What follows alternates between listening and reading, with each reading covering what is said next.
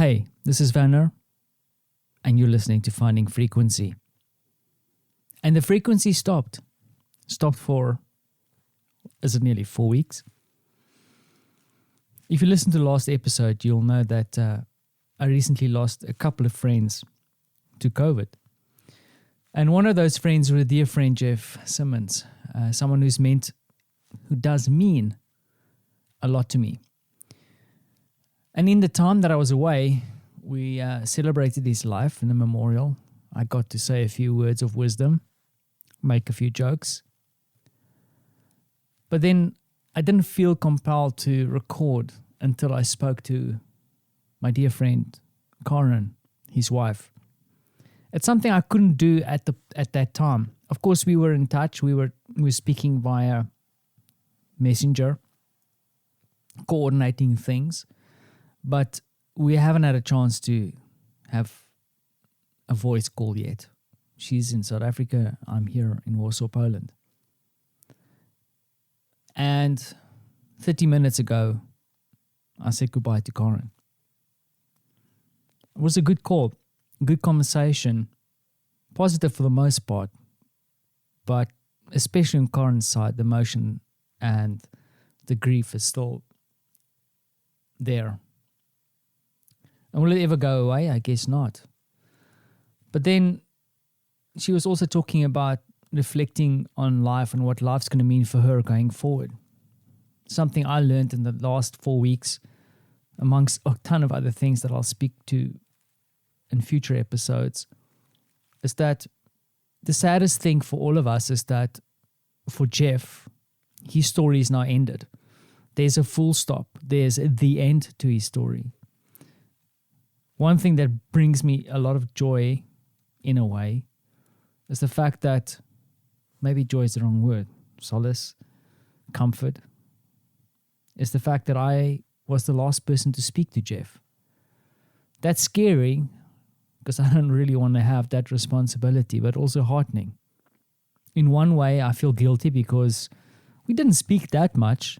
I mean, there's one thing we didn't ever question, is the fact that we had a very, very special and close friendship. But it's not like we were talking all the time. And when we were talking, it was like most of the time just jokes. But then I got to talk to him one last time. I got to tell him that I love him. And that is kind of like the heartening thing, like Karen and I joking about it, is that our strange friendship, we got to connect when it was needed to connect. I needed to connect with Jeff and he needed to connect with me when it was needed. So, yeah, moving forward, now we need to think about what is our stories without Jeff. Of course, for Karen it's much worse because Jeff was a main character in the story. I still have wonderful people around me that I'm happy to say are still here and kind of make my story really interesting. But for me, still, there's a very key character missing. And yeah, I'm going to miss him. But now we need to tell an interesting story. And that's the other challenge. And I know Karen's thinking about it too, which is really cool. And she's kind of struggling and thinking about what is the next part of her story and who she needs to help her create that story. For me, it was kind of weird not recording for a long time. But I also needed it. Like I said to Karen, and this is the second part of why I wanted to record today, is that I'm not going to do all kinds of tributes to Jeff. You didn't know Jeff, so it might not be that interesting for you. But also publishing on social media and sharing too widely kind of puts a full stop on what I feel about Jeff's passing. And for the most part, I want to feel that because he's my friend. And whatever happened to him has had an effect on me, and I want to feel it. I don't want to talk about it. I don't want to put a full stop on it. I don't want it to go away. I want to feel it. And that's also one of the reasons that I didn't record. Of course, this is also a time capsule for Francie, and he'll notice when he listens to this one day that there's a gap.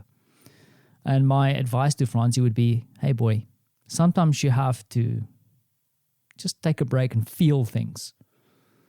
You don't have to talk about it. You don't have to share anything about it. You just have to feel it. And I guess it's also when I was rambling on about a whole bunch of stuff, when you have to listen to other people, sometimes you also have to feel, to reflect. And that's what I needed. Of course, I hope I'm not creating a picture of me sitting next to a lake staring. That happened. But for the most part, life continued.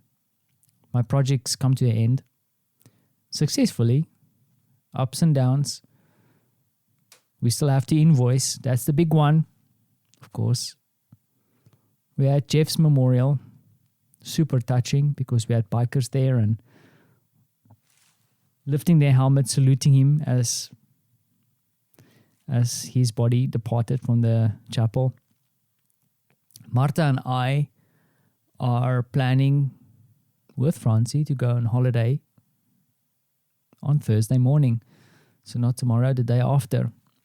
We're going to go to Montenegro to catch a little bit of sun. We try to find an area where there's still sun and relative summer left as we're heading into autumn.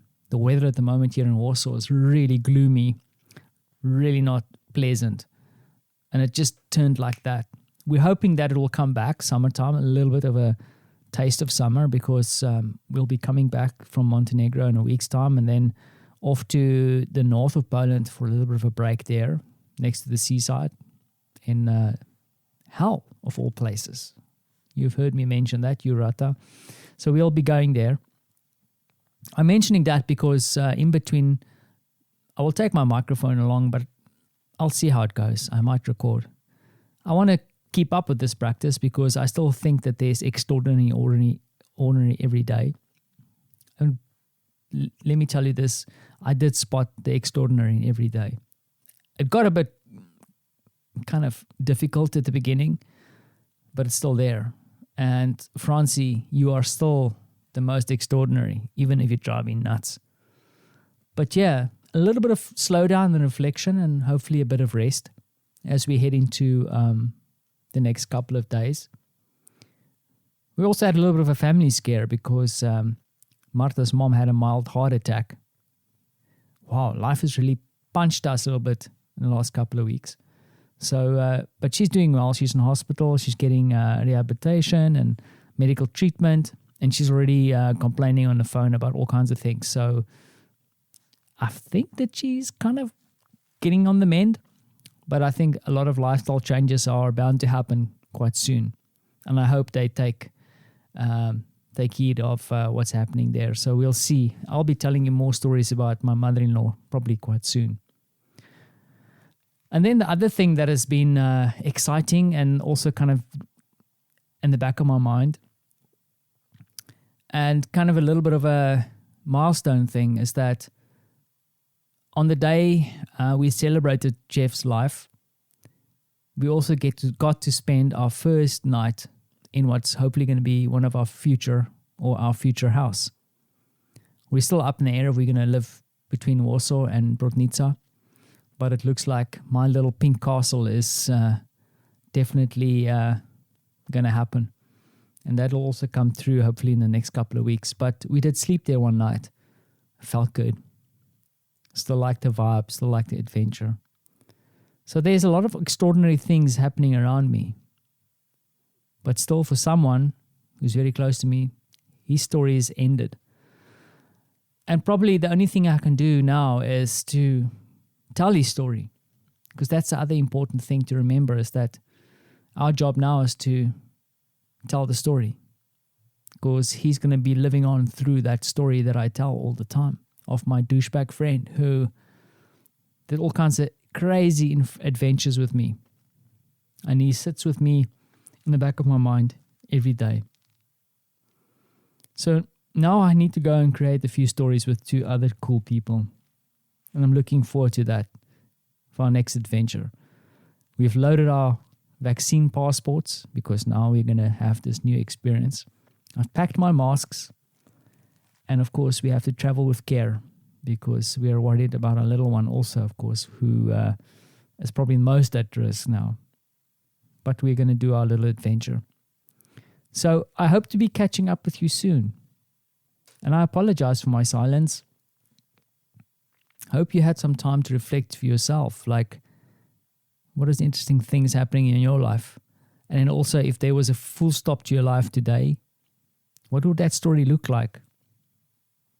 If I think about some of my friends around me and my life, I don't think my life was that bad. I've got a few interesting things in my story. I just don't know if people always know about all those interesting things.